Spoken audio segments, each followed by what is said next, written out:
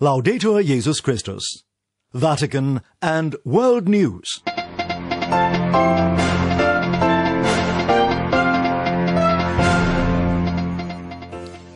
Today, Tuesday, March 23rd, is the feast of Saint Toribio de Mogrovejo, the Bishop of Lima, Peru.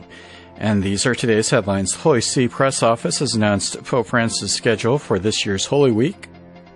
The Holy Father has sent a message for the 150th anniversary of the proclamation of St. Alphonsus Liguori as a Doctor of the Church. And the Vatican Secretary of State is headlining a webinar calling for disarmament as a means for enhancing integral security. In the Vatican, I'm Christopher Wells. Our top story today, Pope Francis on Tuesday sent a message on the occasion of the 150th anniversary of the proclamation of St. Alphonsus Maria de Liguori as a Doctor of the Church. In his letter, the Pope writes that, like this great saint, we too are called to go out to meet people as an apostolic community that follows the Redeemer among the abandoned. Lydia O'Kane has more.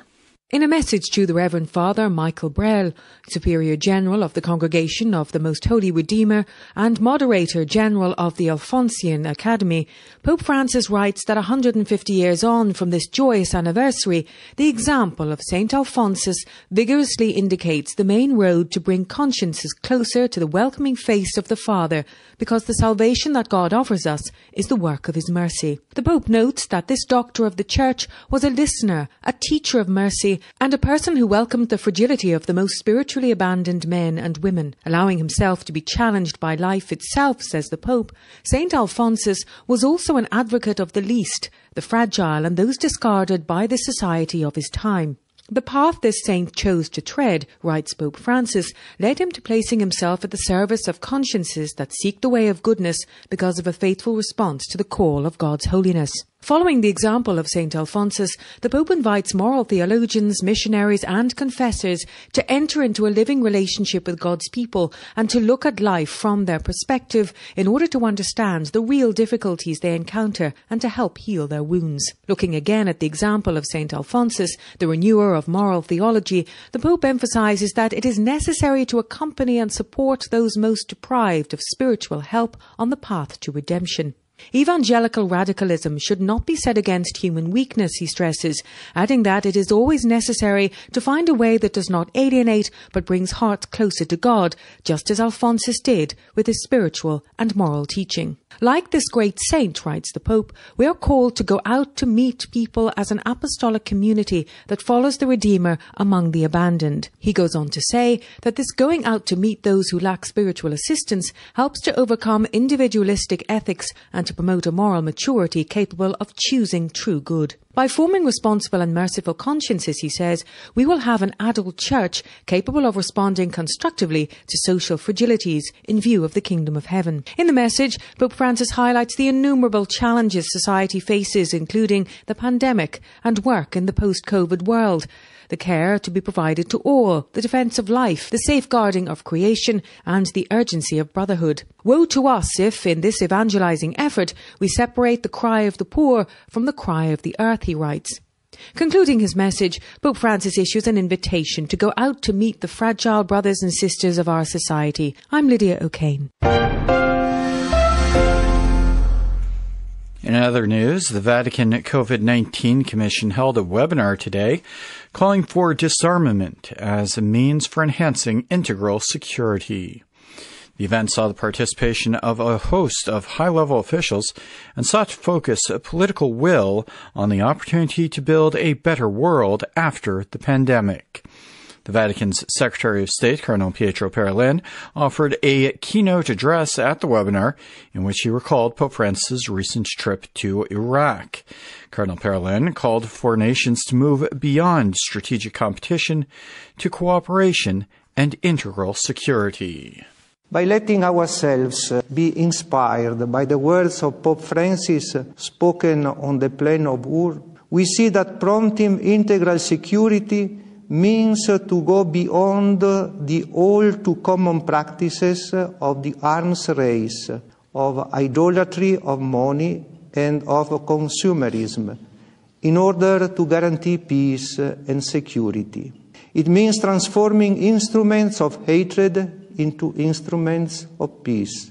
It means rejecting the increasing proliferation of arms and accepting the promotion of the common good and the alleviation of poverty.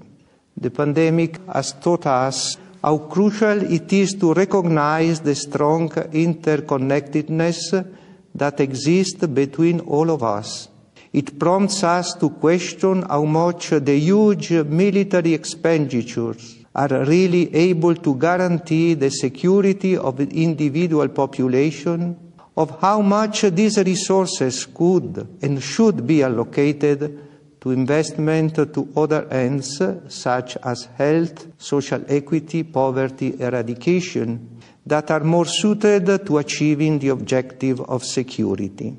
This transformation process is based on the transition from competition to cooperation, founded on the priority of protecting personal dignity and promoting human life through dialogue, multilateralism, mutual trust, and confidence-building measures.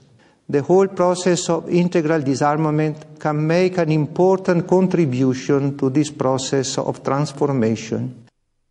That was Cardinal Secretary of State Pietro Parolin. On March 15th, the conflict in Syria entered its 10th year, a sad milestone that speaks of a people worn out by strife, growing poverty, and unimaginable human suffering. It's regarded as one of the world's worst humanitarian crises today. In the midst of this tragedy, Caritas Internationalis, the Federation of National Catholic Charities worldwide, in collaboration with its local partner, Caritas Syria, has been particularly close to the people. In view of the imminent European Union-sponsored 5th Brussels Conference on supporting the future of Syria and the region, which is set for March 29th and 30th, Caritas raised its voice once again for an end to the war and crucial help for the people through humanitarian agencies. To this end, Caritas Internationalis held a virtual conference on Tuesday in which Caritas and church officials called for an immediate end to the oppressive and unjust sanctions against Syria, saying they are hitting ordinary people the hardest. During the conference, Aloysius John, the Secretary General of Caritas Internationalis, made this appeal. Caritas Internationalis joins the voice of the Church in Syria and calls on the international community and the European Union to immediately remove all unilateral sanctions, which only aggravates the humanitarian condition of the Syrians and bringing them to inhuman living conditions. Secondly, accessing basic needs and services should be a priority. Essential health supplies, including COVID-19 vaccines and treatments for the Syrians, both inside Syria and living in the camps, must be a priority. Thirdly, assuring support to the NGO, in particular the faith-based organizations in Jordan, Lebanon, and Turkey, which are in the front line to support the refugees, must be a priority. They need means to bring the necessary humanitarian aid, and priority help must be given to them to fulfill this mission.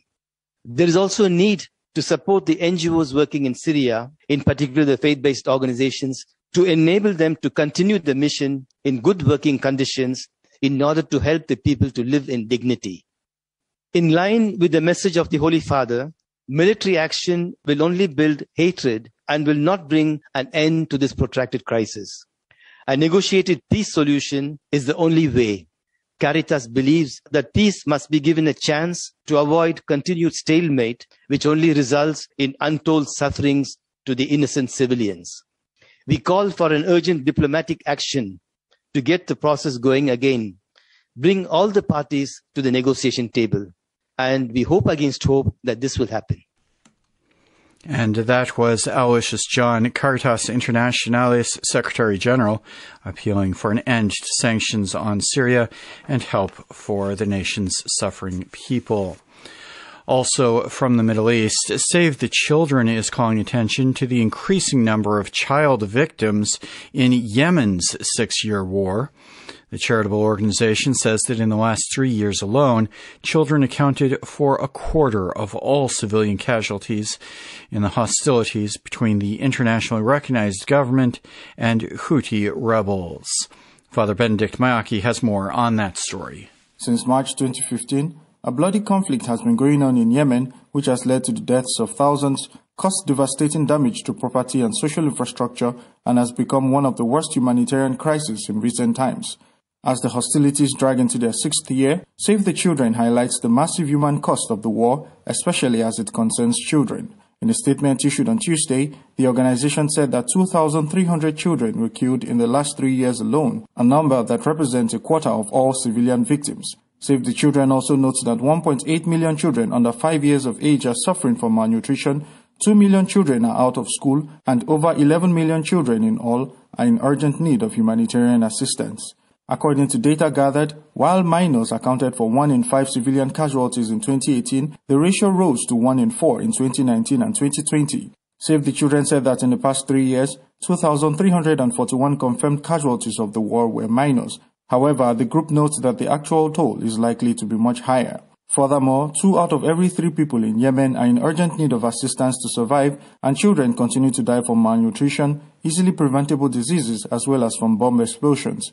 Presently, 400,000 children are suffering from severe forms of malnutrition. This grim scenario is further exacerbated by famine, cuts in aid, long-standing restrictions on humanitarian access, the collapse of the country's frail economy, and attacks on civilian infrastructure such as schools and hospitals. On Monday, Saudi Arabia offered Yemen's Houthi rebels a nationwide ceasefire as part of proposals aimed at ending the 6-year war and to allow for the reopening of a major airport in Yemen's capital. Launching an appeal to the international community, Save the Children said that at this time when Yemen needs the support of the international community, funding levels barely provide for half of what is needed. Daniela Fattarella, Director General of Save the Children Italy, said that without urgent action, the humanitarian situation in Yemen, which is already the worst in the world, is destined to deteriorate further.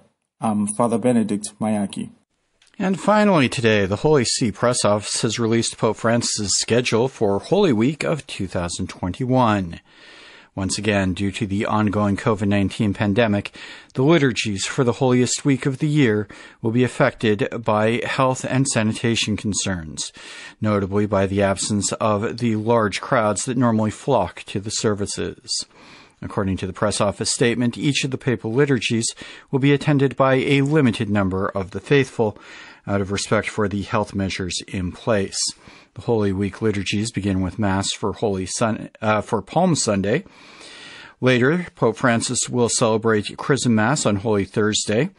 The Pope will not be celebrating the Mass of the Lord's Supper on Thursday evening, which will instead be presided over by Cardinal Giovanni Battista Re, the Dean of the College of Cardinals. However, on Good Friday, the Pope will celebrate over the Good Friday services, as well as the Stations of the Cross in the evening. The Via Crucis, however, will not take place as normal at the Colosseum, but rather on the steps of St. Peter's Basilica. Finally, the Mass for the Easter Vigil will take place on the evening of Holy Saturday, beginning at 7:30, with Pope Francis presiding at the altar of the chair. And that's all the time we have for this edition of Vatican and World News. You can find all the details on the Holy Week celebrations on our website. From the Vatican, I'm Christopher Wells.